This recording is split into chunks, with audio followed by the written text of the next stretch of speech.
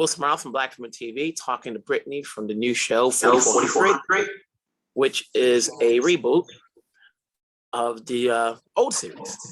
So coming into this, what led you to take on the role that you have? I was just fresh out of school.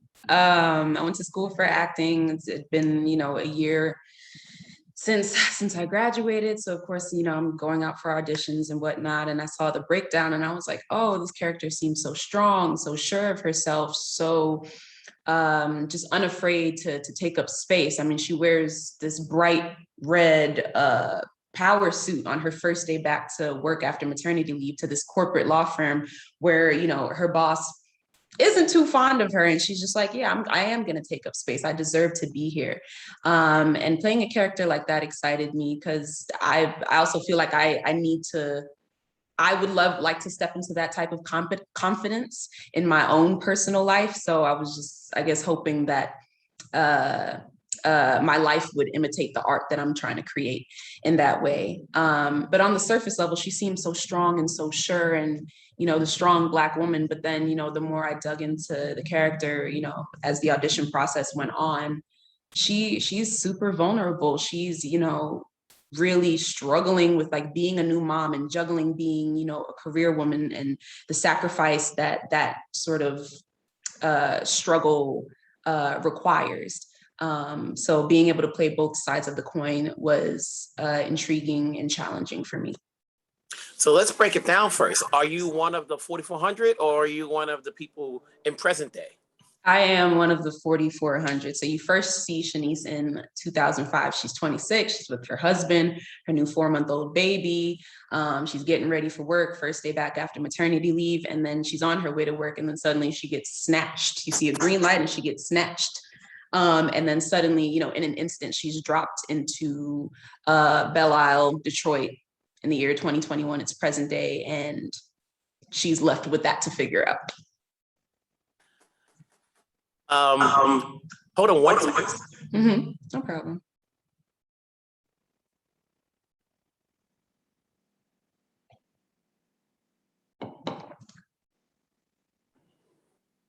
All days, mailman is at my door.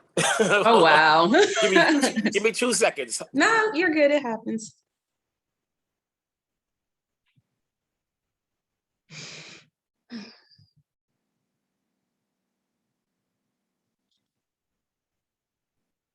Get this rain. Go away. Just go away.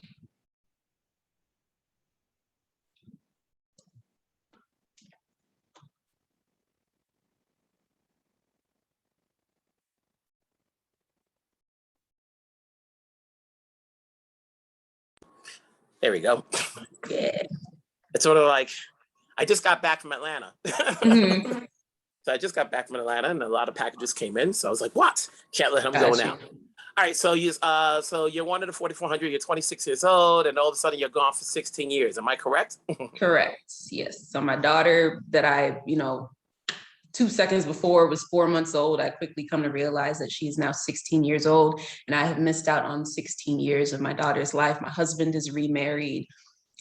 I don't have a job anymore at this law firm because it's been 16 years. So there's a lot for her to grapple with and try to, figure out alongside, trying to advocate for the 4,400 because she is a lawyer. So she does have a wealth of knowledge about what the government can and can't do and when they're infringing on the 4,400's rights. So she serves as an advocate for the 4,400. So she has a lot going on in this series. Now, for anybody old enough, mm-hmm. Is this anywhere similar to the previous series? And is it the same characters or just a whole new set of characters? This is a whole new set of characters. You can, if you're a fan of the old series, you'll definitely see which characters were inspired by, the original characters. I think that'll be pretty clear with my character once you watch it. But I will say this reboot is very much set in the present day, but we're, using this sort of multi-generational aspect of the show and having the 4,400 all be from different time periods. We're using that to sort of examine the present day by looking, you know, back into the past, into the lives of each of the 4,400. And then we can kind of see how, you know, our society has changed, how we've progressed in many ways, and how, you know, slow some progress has truly been, and how some things really are the same, for better or for worse.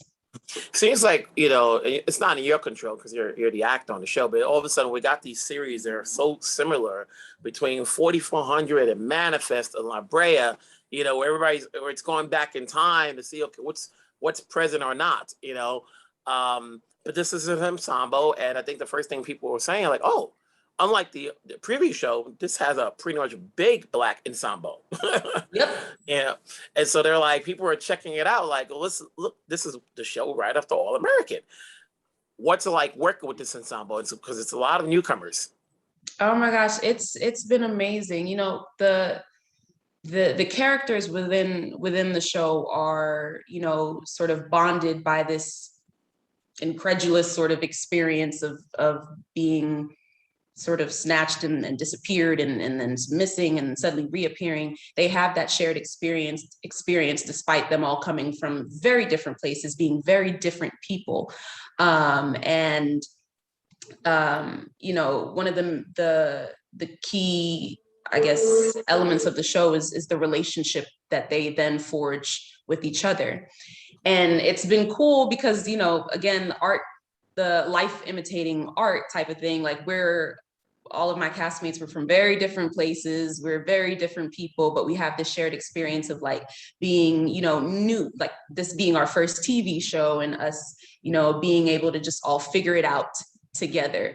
So it's been awesome. This is such a talented cast. They're all such wonderful, kind, generous people, generous actors.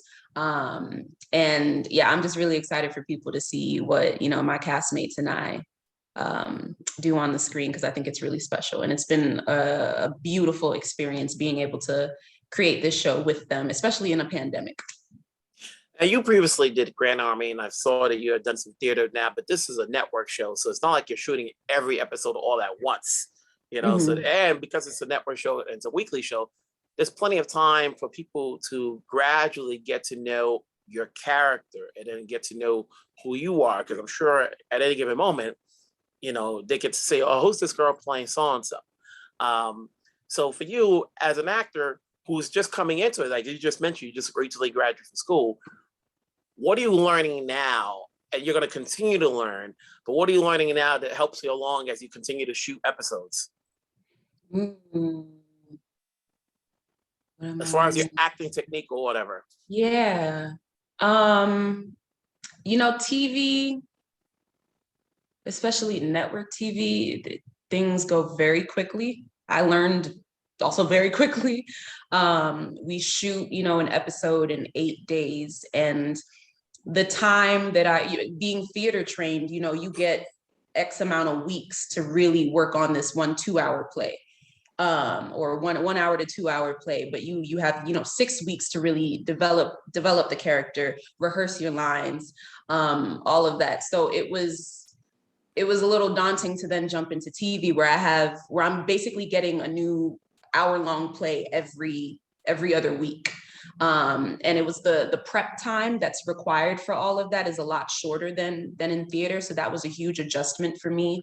So I had to learn to sort of trust my instincts when it came to, you know, the choices that I make as an actor and the choices that I make about the character, and not get so hung up on being so like nitpicky and detailed and, oh, I don't have enough time to like, to I don't know, to figure out the specific body language here, or what exactly this line means, you know, in this like I don't have the time to do all of that. So I had to really condense it and just really trust my talent, my skill, my instincts, and just ride on that throughout the series.